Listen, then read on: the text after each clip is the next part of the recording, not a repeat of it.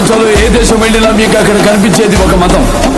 ఈ దేశంలో ఎటు చూసినా మీకు కనిపించేది ఒక ధర్మం, సనాతన హైందవ ధర్మం.